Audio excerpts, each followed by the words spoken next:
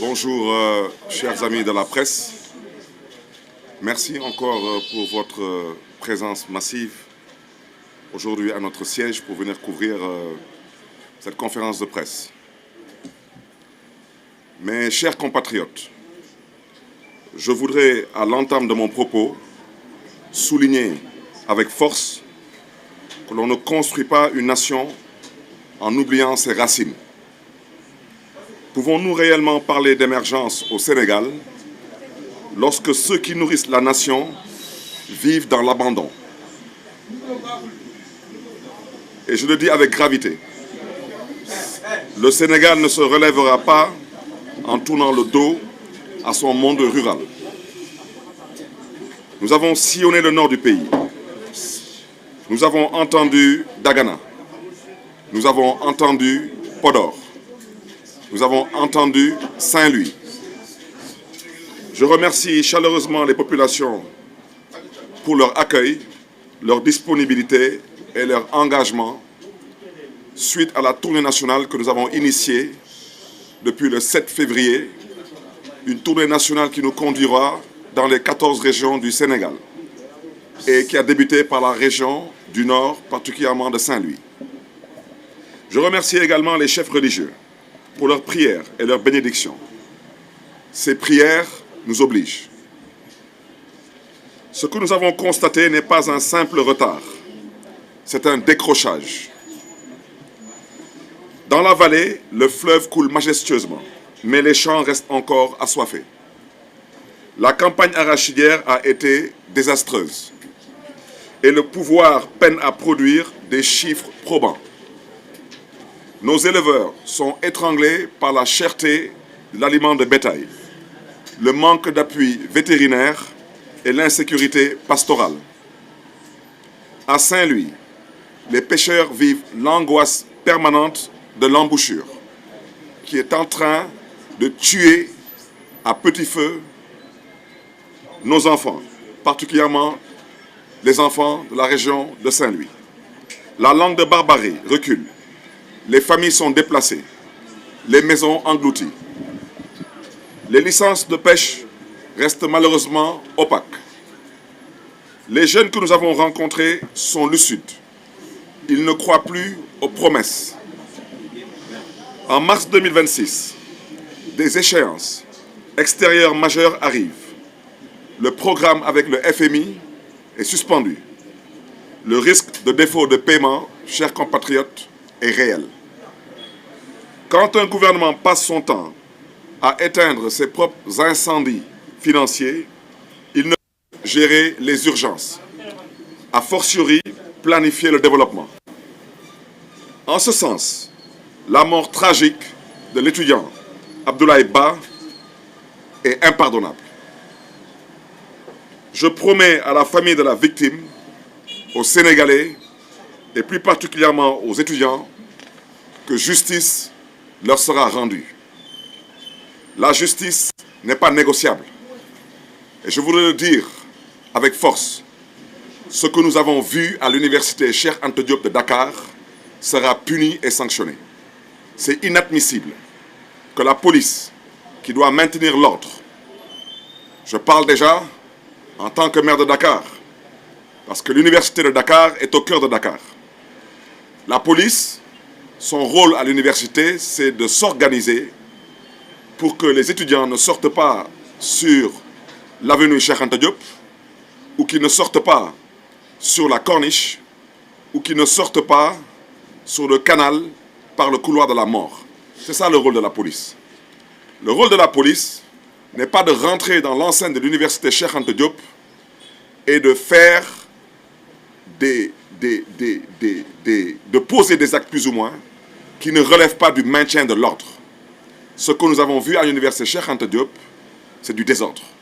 Nous avons tous vu des policiers entrer en plein jour avec du matériel lourd, accompagnés d'une élite spéciale de la police, en l'occurrence la brigade d'intervention polyvalente. On les a vus défoncer les pavillons, on les a vus rentrer dans les pavillons, on les a vus défoncer les chambres, et la suite, nous la connaissons. Ces actes seront punis.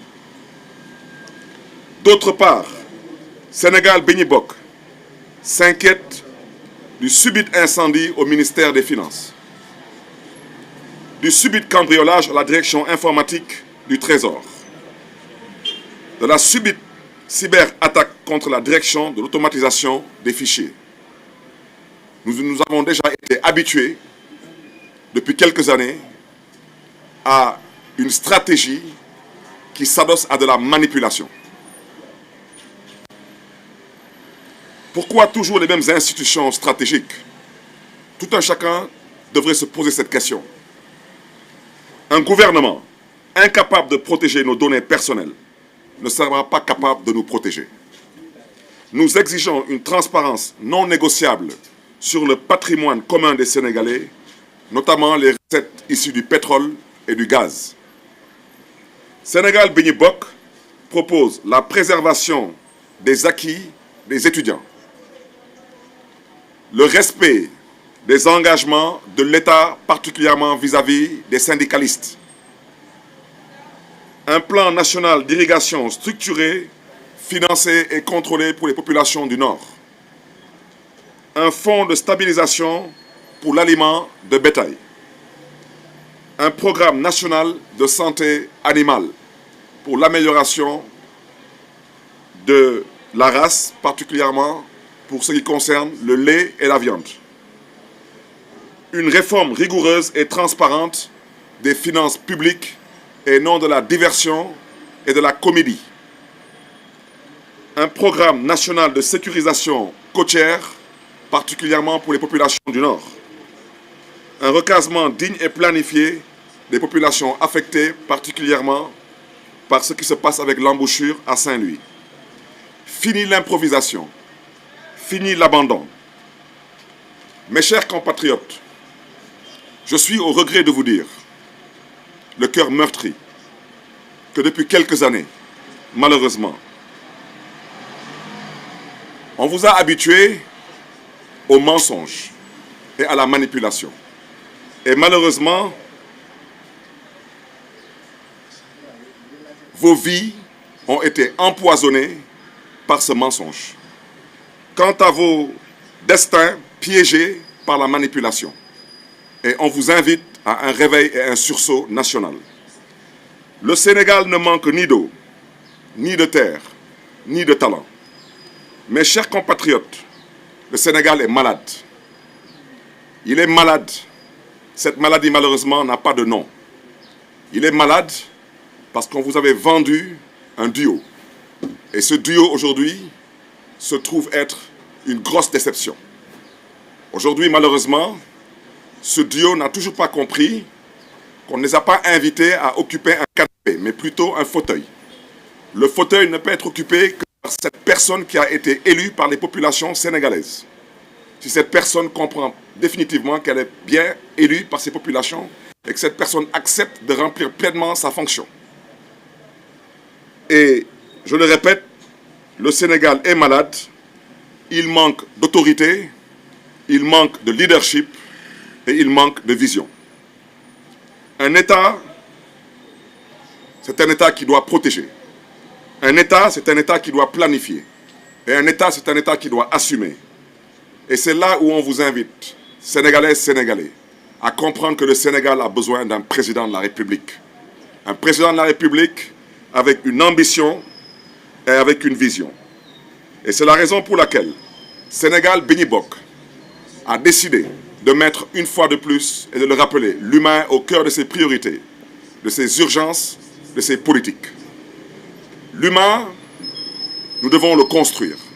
L'humain, nous devons nous assurer qu'il puisse être éduqué et qu'il puisse être en bonne santé.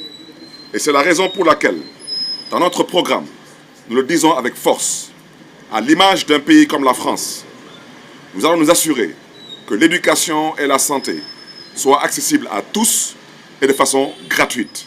C'est une question de priorité.